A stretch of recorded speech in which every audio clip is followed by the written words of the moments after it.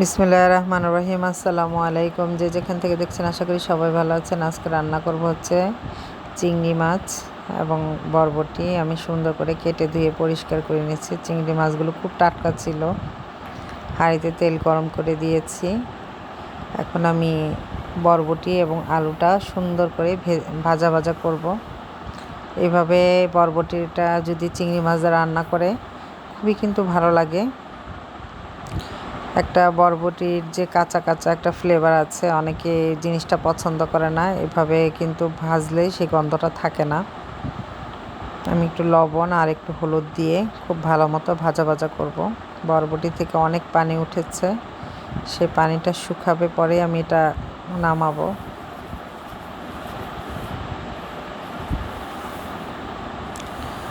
ভাজা ভাজা হয়ে এসেছে, তেলটা ছেড়ে দিয়েছে। এখন এই তেলটা আমি পেঁয়াজ কাঁচামরিচ ফালিতে দিয়ে নেব। এই তেলের মধ্যে আমি তরকারি রান্নাটা শেষ করে দেব। খুব সুন্দর করে ভাজা ভাজা হয়ে গেছে। আমি আদা রসুনটা দিয়ে নিলাম। তারপর হলুদ মরিচ দিয়ে এক এক করে সব মশলা দিয়ে লবণ পরিমাণ মতো দিয়ে খুব ভালো মতো মশলাটা কষাবো, যাতে আদা রসুন এবং হলুদ মরিচের কোনো গন্ধ বা ফ্লেভার না থাকে।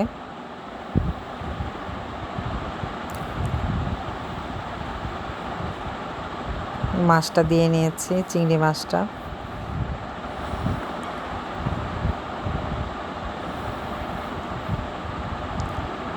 এখন আমি বরবটিটা ভেজে রেখেছিলাম সেটা দিয়ে দেব।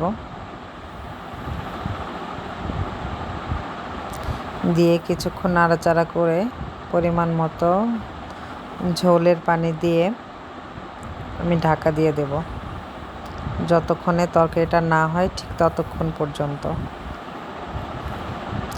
উল্টে পাল্টে একটু ভাজা ভাজা করে নিচ্ছি মশলার সাথে। এখন পরিমাণ মতো পানি দিয়ে নেব।